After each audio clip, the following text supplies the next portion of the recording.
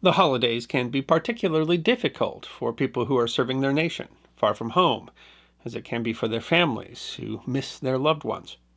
During the Second World War, two extraordinary radio broadcasts served to bridge that gap in ways not previously possible and became the precursors to a beloved tradition and its history that deserves to be remembered. The website of the National World War II Museum in New Orleans explains that radio held a special place in the lives of many servicemen and women during and after World War II. The War Department recognized the need for entertainment and an audible link home early in the war. Shortwave radio systems were put in place to inform, educate, and most of all, entertain the troops at home and abroad. If entertainment seems like an odd concern during war, it was actually a vital part of the war effort. The Old Time Radio Catalog website explains that by the end of the First World War, the importance of recreation for the troops was becoming recognized. If morale was allowed to slip, there could be a fatal decline in combat efficiency. While shortwave radio offered an opportunity to bring radio to the troops by the time of the Second World War, there was still a gap. Old Time Radio Catalog continues. Experiments with radio for troop entertainment had been attempted in various overseas locations before World War II with varying degrees of success. The most important improvement needed was to be reliable and desirable content. The idea of developing programming for the Army began before the war. A February 17, 1941 edition of the Virginia Military Institute Cadet reported that a VMI alumnus was to be critical in that role. With the approval of President Roosevelt, the War Department on January 7th announced the appointment of Edward M. Kirby, Director of Public Relations of the National Association of Broadcasters, as expert in broadcasting for the Army on a $1-a-year basis. The $1-a-year basis meant that Kirby was essentially being loaned by the NAB, taking a leave of absence while remaining on their payroll. The cadet reports that Mr. Kirby was selected because of his familiarity with the broadcasting shop operations, as well as his military background. The Army organization he was joining, called the Radio Section, was new, with the cadet reporting that the precise organization of the section has not yet been completed. The section was created, however, in recognition of a need driven by the ongoing crisis in Europe. Handling all radio liaison for the department during the current period of non-involvement, the secretary will seek better coordination of relations with radio in fostering recruiting and keeping the public informed. Included in this role was one that would become more important in the coming years. The cadet continues. Program origination in Army cantonments, writing of scripts for recruiting and similar activities will be cleared through this unit. While the appointment originated during the current period of non-involvement, the vision for the division was not blind to the future. Tune In magazine noted in 1943, before Pearl Harbor, when only ostriches and those who were blind and would not hear failed to perceive the war clouds then brewing, Kirby went to the Army as a civilian $1-a-year man to direct the then new radio branch. After Pearl Harbor, Kirby was commissioned a lieutenant colonel in charge of a division tasked with creating radio content for the morale of American troops. And from his division would come an extraordinary show. Tune In reported that Command Performance was born of a sports broadcast that Radio Branch cooked up. Boys in the field wanted to know how the baseball games were going, and Colonel Kirby arranged to broadcast the games by shortwave. But the boys in far places then began to write in and ask why, if they could have the sports broadcasts, couldn't they have the good entertainment shows being broadcast in America? The answer would come from Louis Cowan, a producer who had joined the radio branch just before Pearl Harbor. The Library of Congress explains that with the commencement of the war, though, Cowan found his job suddenly changed. Rather than producing shows for civilians, he now found himself charged with creating programs for thousands of new servicemen stationed all around the globe. So he happened upon an idea. Many new members of the armed forces were no doubt having to quickly and awkwardly adjust to their new regimented military experience, to the myriad of commands and orders that they now had to obey. What would happen if, instead of taking commands, they were allowed to give them, at least in terms of entertainment? The National World War II Museum explains that in this star-powered variety show, servicemen could request what and who they'd want to hear, requests that became a command for the entertainers. The first episode of Command Performance was broadcast on March 1st, 1942, just sort of 3 months after Pearl Harbor, emceed by comedian Eddie Cantor.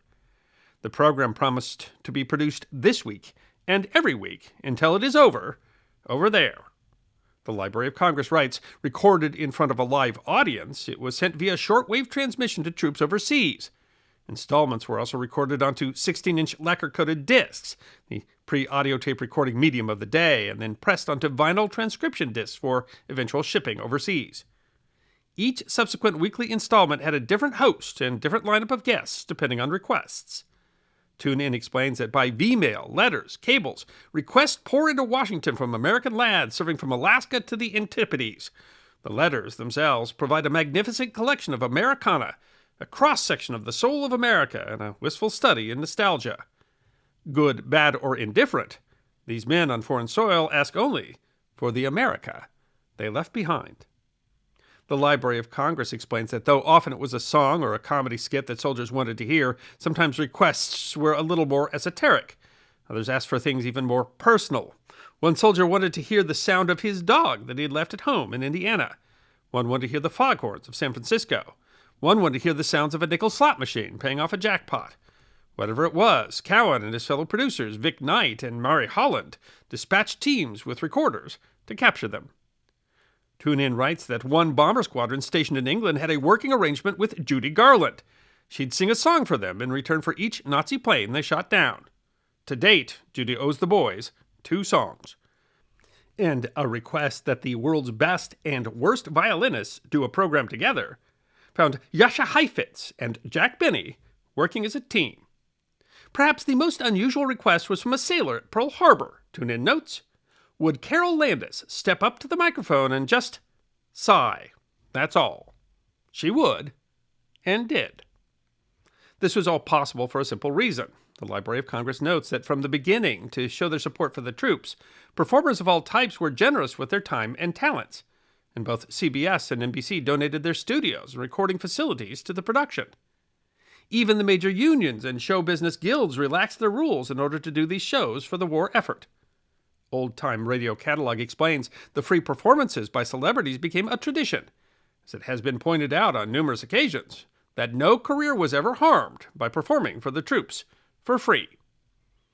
This donated time and talent made for an extraordinary show. The Library of Congress notes that over the course of the series, a virtual who's who of film, theater, and radio artists appeared on the program. In fact, the show would have been too expensive to produce otherwise. The Indianapolis Times reported in 1942, estimated to be the costliest radio program in the world, the annual cost would amount to $2,500,000 if the usual fees had to be paid.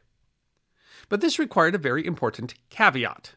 The shows could only be broadcast to military personnel. Tune In reported that command performance isn't heard in the United States. It's Uncle Sam's show for men in the armed forces serving abroad. They ask for what they want, and we give it to them.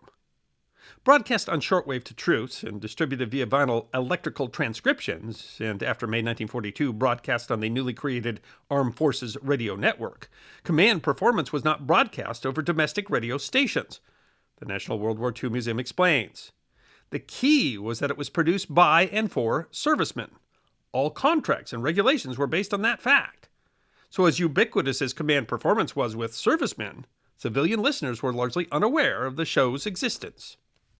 Except for a single exception.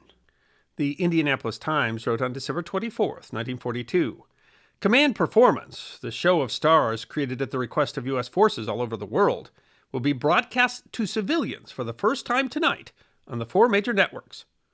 Ordinarily, Command Performance is recorded by the NBC Recording Division for release only to shortwave channels. However, the home folks this time are going to have a front row seat, right along with their boys in the service. Aside from being an hour long as opposed to the usual half hour, the Times explains that tonight's performance will be just like the other 44 shows. The domestic audience merely will be eavesdropping on a show designed for servicemen. The Library of Congress writes that well remembered was Command's 1942 Christmas show, a program aired via approval from the networks and unions, nationally, to civilians for the first time. For this 1 hour on Christmas Eve, a man and woman you call Mom and Dad become part of your show. For tonight, for the first time over the 4 great networks and independent stations, the War Department of the United States of America presents Command Performance. The show was introduced by Elmer Davis, head of the Office of War Information. This Christmas Eve, all over the world, American soldiers, sailors, Marines, and nurses are listening to this program as they have listened for almost a year past. But tonight it serves as a link between them and us at home. We are all hearing it, the whole American people, whether in the cities, or on the farms, or on the ships at sea, or in army camps, or at the front. Tonight, because it is Christmas Eve, and a Christmas Eve where a good many American families can't be together as they used to be. Tonight, the War Department has invited us to come together, all of us, as listeners, to this program. The show was emceed by one of the most popular hosts of the show, announced as the commanding officer of Command Performance, comedian Bob Hope. The National World War II Museum writes, the radio show Command Performance was a perfect vehicle for Bob Hope, to whom the idea of performing for those in service was central. By then, Hope was so connected to Command Performance that he began the broadcast saying, "How do you do, ladies and gentlemen? This is Bob, Command Performance Hope," telling all you soldiers, sailors, and Marines that although Johnny Doughboy found a rose in Ireland, what he really wants is that stinkweed in Berlin. Variety magazine reported in the December 30th issue. Hope emceed, besides tossing off a monologue and cross-firing with Crosby. Red Skelton did a Christmas morning routine with himself as the boy and Harriet Hilliard as the mother, and it all flowed with pleasant whimsy and infectious comedy. Charles Lawton was braced with Edgar Bergen, and then their stuff fitted into the occasion perfectly. The vocal department was uniformly tops, with Jenny Sims, the Andrews sisters, Crosby, Ethel Waters, and Dinah Shore as the participants. Variety explained that the purpose of this special occasion was to forge, for the evening, a link between the servicemen abroad and the folks on the home front. Ben Gross of the New York Daily News wrote the next day, "One of my most generous packages was opened at 11, when for the first time the public was permitted to hear Command Performance." A year later, Command Performance produced another hour-long Christmas show, again hosted by Bob Hope, but that show was, as with the rest of Command Performance, aired only to the armed forces. But a special Christmas Eve show sponsored by the Office of War Information called Christmas Eve in the Battle Zones aired on December 24th, 1943. The show was similar to the Command Performance Christmas Eve special aired the year before. It was star-studded and broadcast across all domestic networks as well as to service members. But Christmas Eve in the Battle Zones offered a new twist, as it featured broadcasts from the various battle zones to let the loved ones at home know how the American soldiers are spending the eve before Christmas.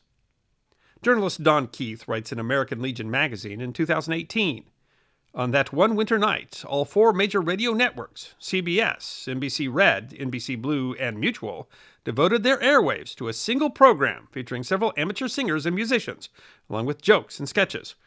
The radio broadcast, Christmas at the Front, gave U.S. audiences a real-time glimpse of soldiers and sailors deployed around the world that holiday season, and allowed those service members to speak to their folks back home via the fastest-growing mass medium of the day." That was no mean feat, Keith explains. Those engineers were attempting something thought impossible only a few years before, bringing live voices from various spots around the world to a single point and broadcasting them to eager listeners at home. The first transatlantic telephone cable was still a decade away. Communication satellites were the stuff of science fiction. This big show depended on relatively new technology and the vagaries of shortwave signal propagation. While the program opened with actor Lionel Barrymore, known for playing Scrooge in Christmas productions of A Christmas Carol, he quickly announced, "Now no program of this type would be complete without the presence of a certain young man. His name is synonymous with joy to GIs, and he's had that joy of meeting most of them face to face, too. Ladies and gentlemen, may I present the guest conductor of this world tour, Bob Hope," who this time announced himself as Bob Christmas Eve Hope. The broadcast also included President Roosevelt's fireside chat on the Cairo and Tehran conferences.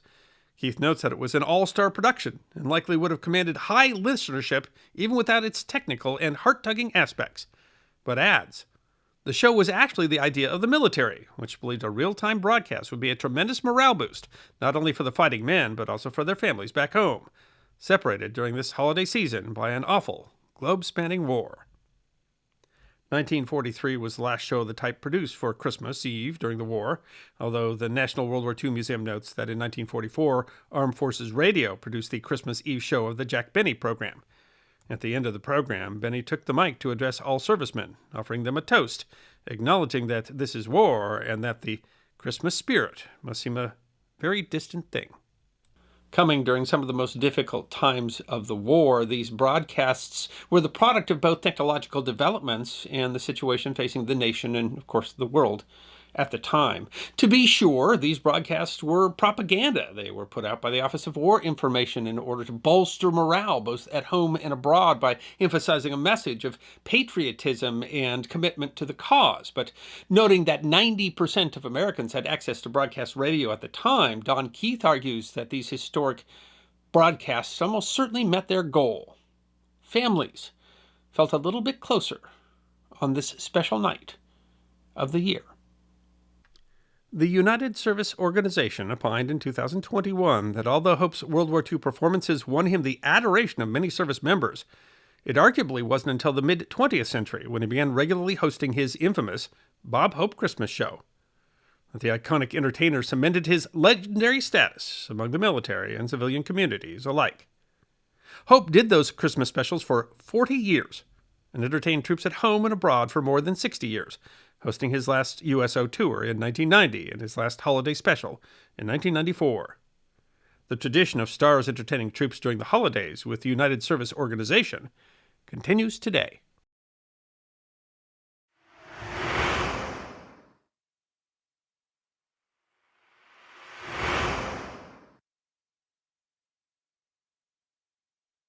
Despite the focus on friends and family, polls suggest that the holidays can be among the most stressful times of the year, especially for people who are hosting out-of-town guests. So you can guess that it might have been somewhat difficult for the President and First Lady to host the Prime Minister of the United Kingdom for Christmas, just 2 weeks after the Japanese had attacked Pearl Harbor.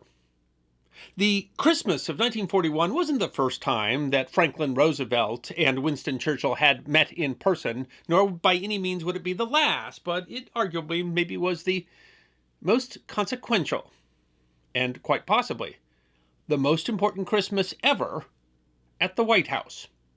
It is history that deserves to be remembered. When the Japanese attacked Pearl Harbor on December 7, 1941, the U.S. was thrown into a war that they were both expecting and unprepared for. But while December 7th may have been, as the president would declare on December 8th, a date which will live in infamy, at least one world leader slept better that night. In his own recollection, recording in his history of the Second World War, after hearing of the attack, the Prime Minister of the United Kingdom went to bed and slept the sleep of the saved. France had capitulated in the armistice of June 1940, and Britain, along with her empire, had stood alone against the Third Reich until Hitler's invasion of the Soviet Union a year later. The two had officially become allies with the Anglo-Soviet Agreement signed 12 July. Roosevelt had worked to stretch all boundaries of neutrality to assist the embattled allies. But despite material support via cash and carry and Lend-Lease, the outlook was still bleak. The Office of the Historian of the U.S. Department of State notes, by the end of May, German forces had inflicted humiliating defeats upon British, Greek, and Yugoslav forces in the Balkans and were threatening to overrun Egypt and close off the Suez Canal, thereby restricting British access to its possessions in India. When the Germans invaded the Soviet Union on June 22, 1941, few policymakers in Washington or London believed that the Soviets would be able to resist the Nazi onslaught for more than 6 weeks.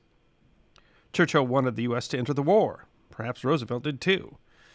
He understood that war was inevitable, and that prospect almost certainly impacted his decision to seek an unprecedented third term in 1940. In August, the two made secret plans to meet, their first meeting since the outbreak of war. Ostensibly, the Atlantic Conference, held aboard the cruiser USS Augusta August 9th to 12th, was to outline British and American goals for the post-war world, working from the assumption, certainly in question at the time, that Nazi Germany would be ultimately defeated and that the United States and United Kingdom would play significant roles in the post-war world. But the Charter, a list of principles that impacted several post-war agreements, represented what can only be called a failure of the conference to achieve the goals of either Roosevelt or Churchill. The Office of the Historian continues.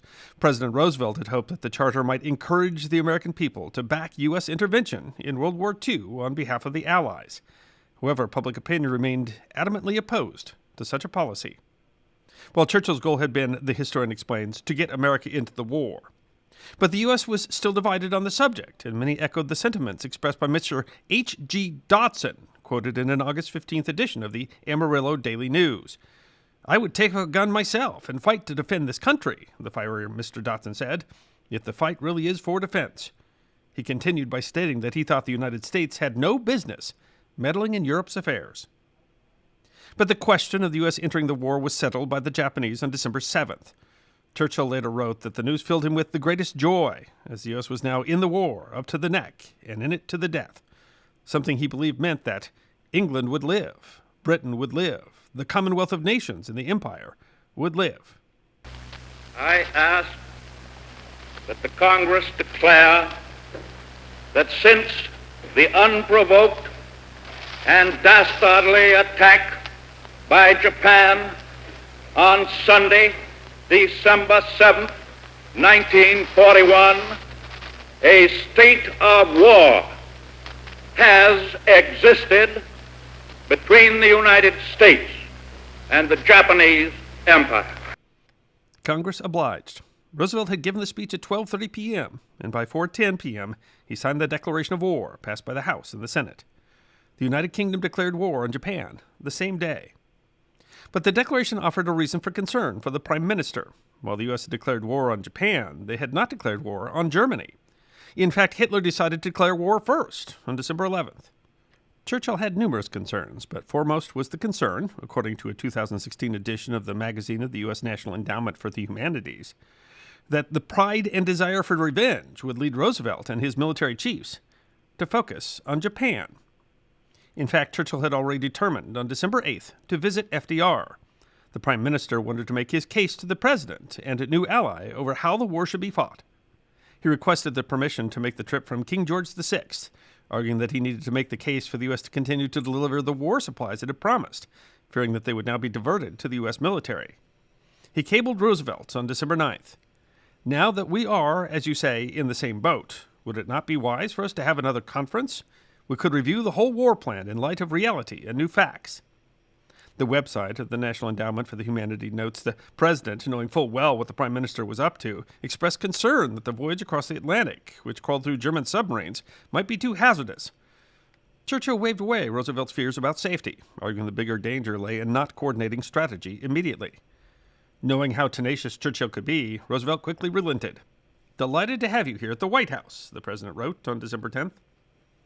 Historian and retired Brigadier General John Churchill wrote in his 2021 book, Arcadia, the First Wartime Council of Churchill and Roosevelt. The American chiefs of staff were not pleased when informed 4 days after Pearl Harbor that they would have to host the British military leaders at a conference in Washington. Their greater worry was that Britain had a grand strategy. They did not, and they preferred more time to prepare for the meeting. But events were unfolding quickly. The website for the National Endowment for the Humanities notes, the global picture was harsh and threatening, with each new angle in the conflict giving way to another. Even the attack on Hawaii was part of a larger Japanese offensive that included assaults on Guam, the Philippines, Wake Island, and Midway Island. Britain suffered ongoing losses from Japanese attacks on Hong Kong and Malaya. Churchill's 10-day trip across the Atlantic was made in secret aboard the battleship Duke of York. A 2017 edition of the Journal of the Royal Society of Medicine noted that the Atlantic crossing was so rough that passengers were confined below decks for much of the journey. Churchill self-medicated with Mothersill's seasick remedy twice on the first day. His absence was noted. The website of the National Endowment for the Humanities explains it's not really possible for a prime minister to disappear from London without anyone noticing. There is only so long that regrets can be given and excuses made before people begin to speculate. German radio speculated on either Washington or Moscow. On December 22nd, however, they confidently announced that the diplomatic opinion is increasingly voiced that Churchill is in the Middle East. That same day, the Duke of York docked at Hampton Roads, Virginia. The Prime Minister was flown in a U.S. Navy plane to Washington, where he later wrote, "There was the President waiting in his car. I clasped his strong hand with comfort and pleasure." It wasn't just German radio that was surprised. In her 1995 book, No Ordinary Time, Franklin and Eleanor Roosevelt, the Home Front in World War II, author Doris Kearns Goodwin wrote that Alonzo Field, the chief White House butler, walked in an argument between Franklin and Eleanor Roosevelt. The First Lady, it seems, had not been warned of the Prime Minister's visit. Something of a strain on a hostess suddenly expected to entertain a dinner party of 20 guests. And the rest of the nation was just as surprised. A December 2018 edition of the Washington Examiner writes, on December 23rd, White House Press Secretary Steve Early herded some 100 journalists into the Oval Office for a press conference with President Franklin Roosevelt. Press conferences were much different then. They were held more frequently, and they were remarkably casual. FDR enjoyed the give and take with reporters, who simply crowded around his desk and peppered him with questions. The Fourth Estate loved him in return. He was a master of the game who could always be relied on for good copy. With America's involvement in the war just days old, the press knew that they would likely get good information that Tuesday. But nobody expected what greeted the newsmen as they rushed into the room. There, comfortably seated in a chair beside Roosevelt's famous cluttered desk, sat British Prime Minister Winston Churchill. If a lightning bolt had struck the room, the reporters could not have been more surprised. This was more than an unannounced state visit. Everyone realized it was a critical meeting of two new wartime allies. When members of the press complained they could not see the Prime Minister and asked him to stand, he not only obliged, but climbed up and stood on his chair. The New York Times reported that Churchill was somewhat shorter than expected, but with confidence and determination written on the countenance, so familiar to the world. The Prime Minister demonstrated his famous sense of humor. When a reporter asked how long the war would take, the Prime Minister responded, "If we manage it well, it will only take half as long as if we manage it badly." Churchill's visit lasted 3 weeks. A January 2017 edition of Smithsonian Magazine notes that Churchill turned the second-floor Rose Suite into a mini headquarters for the British government, with messengers carrying documents to and from the embassy in red leather cases. In the Monroe Room, where the First Lady held her press conferences, he hung up enormous maps that tracked the war effort. The visit was a work visit, and in that perhaps one of the most important of the war. As Smithsonian Magazine notes, those maps told a gloomy tale. Germany and Italy in control of Europe, from the English Channel to the Black Sea. Hitler's army besieging Leningrad. Japan sweeping through the Philippines and British Malaya and forcing Hong Kong's surrender on Christmas Day. That made Roosevelt and Churchill summit doubly important. The Allies needed an immediate morale boost and a long-range plan to reverse the tide of fascism. The Prime Minister had brought with him a retinue of 86, from high-ranking military officers and diplomats to clerks and private secretaries. Important decisions were made, including agreeing upon a Germany First strategy that the Allies would operate under a joint command. In an address to Congress on December 26, Churchill described the meetings as mapping out of our military plans, and for all those intimate meetings, the high officers of the armed services in both countries, which are indispensable for the successful prosecution of the war. But the visit was also about unity and about courage in a difficult time. The Prime Minister demonstrated his vaunted oratorical skills before Congress, saying, "If you will allow me to use other language, I will say that he must indeed have a blind soul who cannot see that some great purpose and design is being worked out here, below of which we have the honor to be the faithful servants. It is not given to us to peer into the mysteries of the future. Still, I avow my hope and faith, sure and inviolate, that in the days to come the British and American peoples will, for their own safety and for the good of all, walk together in majesty, in justice, and in peace." The message resonated. The website of the National Endowment for the Arts writes, "Thunderous applause filled the chamber. Members of Congress and gallery occupants rose to their feet. Stepping off the rostrum, Churchill gave the V symbol for victory, prompting the chamber to roar again." Only after the Prime Minister's death in 1965 did Churchill's personal physician reveal a stunning surprise. After his speech to Congress, the Prime Minister suffered a mild heart attack, a fact that he hid even from the President. But as important as his business was, Winston Churchill's Christmas at the White House was also about the relationship between the two men who faced the daunting task before them. Smithsonian Magazine writes that Churchill and Roosevelt ate lunch together every day. In mid-afternoon, Churchill would often suddenly declare, "I'll be back," and then retreat for a 2-hour nap. Daytime was a prelude to his deepest work hours, from dinner long into the night. He kept Roosevelt up until 2 or 3 a.m., drinking brandy, smoking cigars, and ignoring Eleanor's exasperated hints about sleep. It was astonishing to me that anyone could smoke so much and drink so much and keep perfectly well, she later wrote. And the magazine notes, the 67-year-old Prime Minister proved an eccentric house guest. "I must have a tumbler of sherry in my room before breakfast," Churchill told Fields, the butler, "a couple of glasses of scotch and soda before lunch, and French champagne and 90-year-old brandy before I go to sleep at night." And of course, they enjoyed Christmas, including attending church at Foundry Methodist on 16th Street, where the altar was flanked by the Stars and Stripes and the Union Jack. They dined on oysters on the half-shell with crackers, clear soup with sherry, celery, assorted olives, and thin toast, roast turkey, chestnut dressing, sausage giblet gravy, beans, cauliflower, casserole of sweet potatoes, cranberry jelly, grapefruit salad, and cheese croissants, and rolls, and finally plum pudding and hard sauce, ice cream, coffee, salted nuts, and assorted bonbons. Despite the clear importance of the strategic decisions that were made in the Prime Minister's 3-week visit to the White House in the Christmas season of 1941, perhaps more important was the message of unity, of courage, of hope, to a nation that was still reeling from the devastation of the attack on Pearl Harbor. The Washington Examiner explains that in the Prime Minister's visit, America got the Christmas surprise that it needed. Given the grim time and the blackout conditions, it was unsure whether there would be a national Christmas tree lighting in 1941, but the lighting went forward. In 1940, the President and First Lady had decided that it should be a more homey event, and so instead of having the national tree out on the ellipse, they decided to hold it on the White House grounds, where 2 trees had been moved to just inside the fence on the south side of the White House. And it was there, 81 years ago today, on December 23rd, 1941, that the President and the Prime Minister spoke of the importance of Christmas. The President said, "Our strongest weapon against this war is the conviction of the dignity and brotherhood of the man which Christmas Day signifies, more than any other day or any other symbol. Against enemies who preach the principles of hate and practice them, we set our faith in human love and in God's care for us and all men everywhere." For his part, the Prime Minister noted the importance of Christmas to children. "Let the children have their night of fun and laughter. Let the gifts of Father Christmas delight their play. Let us grown-ups share to the full in their unstinted pleasures before we turn again to the stern task and the formidable years that lie before us. Resolve that by our sacrifice and daring, these same children shall not be robbed of their inheritance or denied their right to live in a free and decent world. And so, in God's mercy, a happy Christmas to you all." Perhaps only in the darkest hour can we grasp the true meaning of Christmas. From everyone here at the History Guy, Merry Christmas, Happy New Year, and a joyous holiday season to you and yours. I hope you enjoyed this episode of the History Guy. Check out our community on thehistoryguyguild.locals.com, our webpage at thehistoryguy.com, and our merchandise at teespring.com, or book a special message from the History Guy on Cameo. And if you'd like more episodes of Forgotten History, all you have to do is subscribe.